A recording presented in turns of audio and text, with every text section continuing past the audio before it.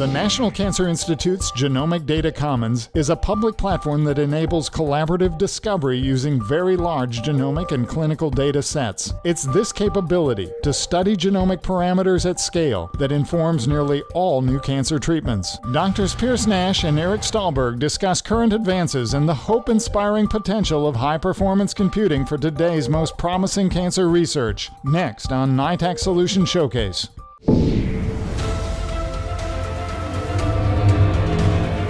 Engaging our industry stakeholders to inform the U.S. federal government on today's most innovative IT solutions. NITAAC proudly presents Solutions Showcase.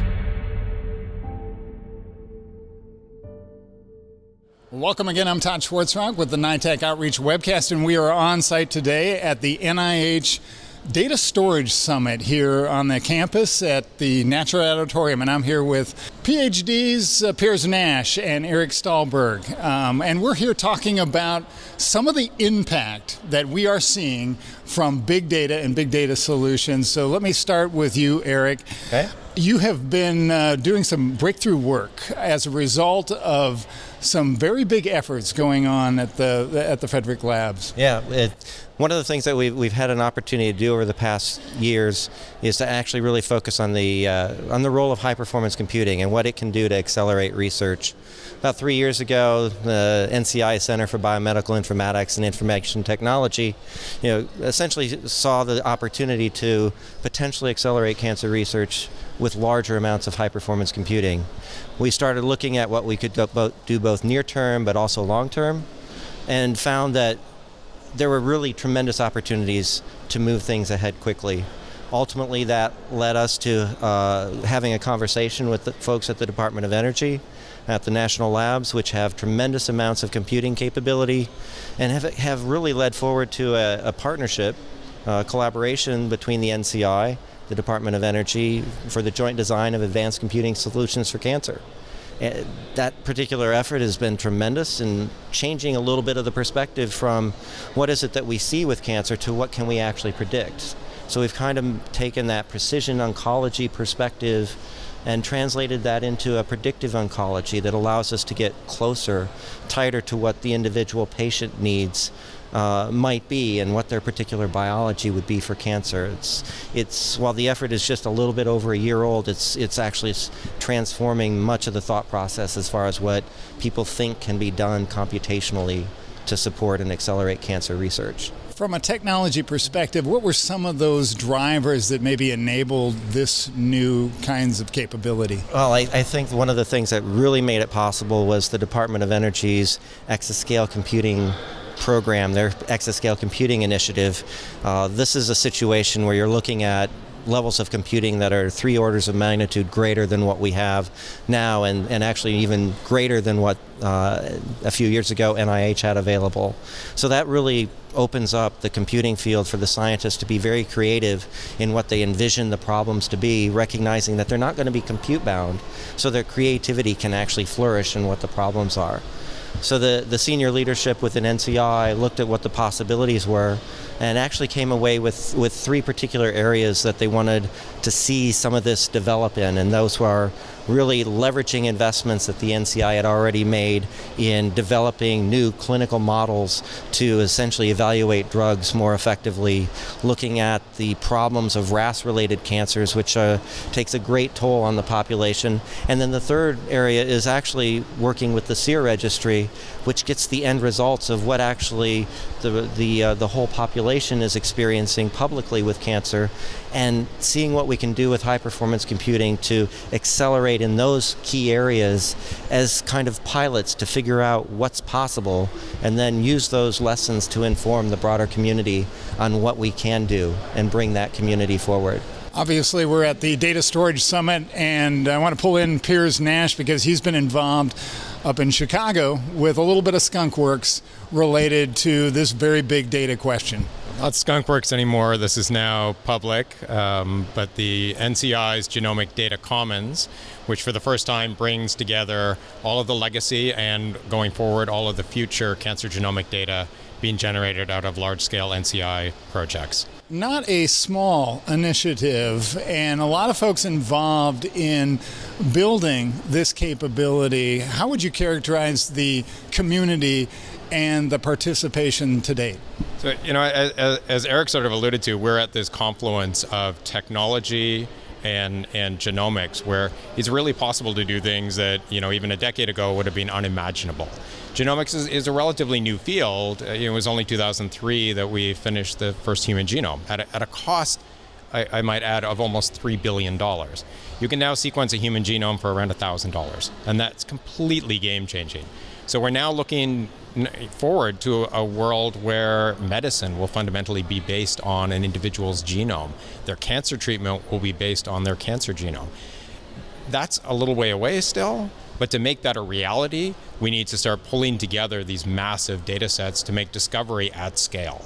And so with the Genomic Data Commons that is based at the University of Chicago, but is fundamentally an NCI initiative, this pulls together a very large set, and it'll increase, essentially exponentially, just because the cost is so low, huge amounts of data, allowing anyone through dbGaP to access it. So you have democratized access, democratized discovery. We think that's going to vastly increase the reach of the data. It's no longer just in the hands of a small number of people who are capable of assembling the resources necessary to do that type of analysis. Now much of the grunt work is done up front. Over 15 million core hours of compute just for the legacy data, and now that is available for free for anyone who wants to access the data. I'm going to ask you the same question on the technology front. This seems to be a very large undertaking. What were some of the challenges that you have overcome, and also some of the challenges you still see on the horizon? So the team that put this together, particularly Dr. Bob Grossman at the University of Chicago, we're really looking forward, into this new world of scalable data. And it's relatively easy on the technology we had 10 years ago to scale into the terabytes and maybe even to the low petabytes.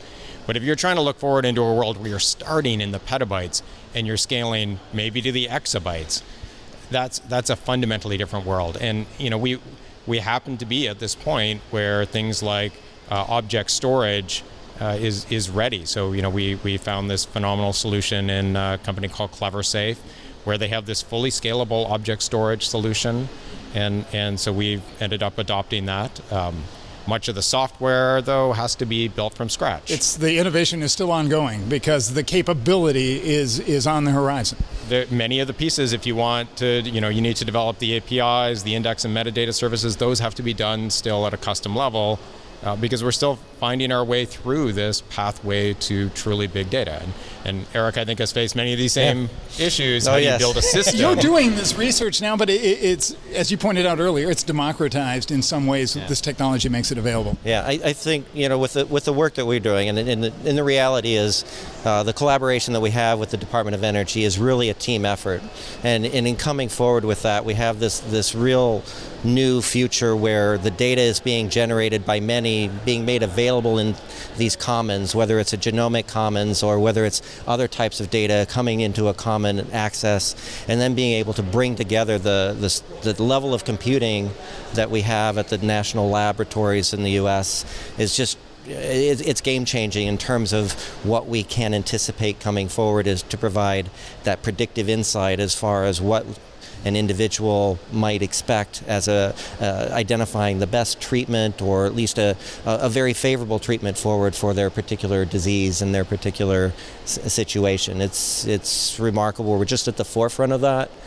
Just coming back from a meeting this week in New York on the frontiers of predictive oncology and computing, and recognizing that in that space, the things that are being envisioned going forward are tremendous. Identifying ways to get drugs identified faster, diagnose earlier, and ultimately have enough information so we can understand ways that we can actually prevent cancer and provide guidance in advance of someone being actually affected by the disease. It's just amazing. It's been such a complex journey so far. The trajectory has been slow, as you have to realize, but How far along are we on that journey to the ultimate goal, Piers? We're already seeing, essentially every new therapy that we've seen in cancer in the past 15 years have been targeted at specific genes. That is the product of genomics. Yeah. The enormous progress in cancer and in many diseases based on this type of information. And that's, you got to think how long the cycle is to go from discovery to a new therapeutic. We're really just at the beginning of that. And as we assemble these very large data sets, the acceleration of that potential into all different types of diseases and all different types of understanding of health is going to be spectacular. It's really exciting in the predictive oncology space, and it's one of these situations where the data has been collected, and we're starting to use that in ways that we have never envisioned, pushing it to its limit, and that's going to actually be very informative for us to understand what's the limit of what we currently understand about the disease, and have the opportunity to frame what are the questions and what's the new data that we need in order to understand that more precisely so that we can actually have these predictions. So the Genomic Data Commons is a tremendous foundation to build from. We're using it in the collaborations we have with the Department of Energy to actually push it to its limit with exascale computers working on peta and exabytes of data to try and actually figure out where do we have the gaps in knowledge that we want to obtain, and then working to fill those gaps so that we can actually deliver the faster treatments to the patients sooner, identify what they can do better earlier to even avoid the disease. Those are the things that have promise going forward and make it very exciting. Very exciting. And that fundamentally changes the way people do science. We move from an environment where a small number of people are able to, is really where the focus is, to very large teams of people developing large data sets, and then people coming in from other disciplines, from outside of biology. Momentum is beginning in this space. Mathematicians and physicists able to make an impact in cancer because they're able to bring in new approaches on the data side. Yeah, we're seeing that transformation where the biology is basically being a progressive improvement of predictive models to understand phenomena at the biological level, doing simulations at an atomistic scale larger than any of the cancer researchers had envisioned before, using the capabilities of the DOE and envisioning what we can do when the new exascale computers come online in a few years, where the amount of capacity is going to be much greater. And big tech companies bringing in new forms of artificial intelligence.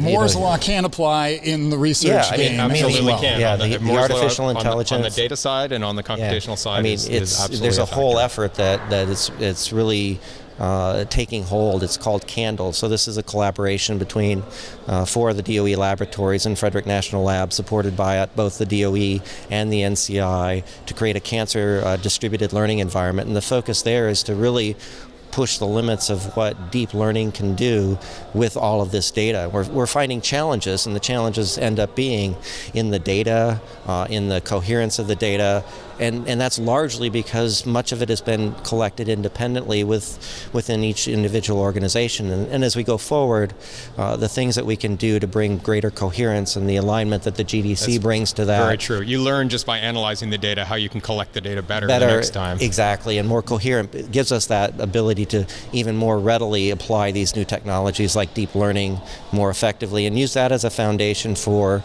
improving the predictability that we have as we improve the data and insight we have about cancer and the disease, both broadly but also in individual and small precise cohorts.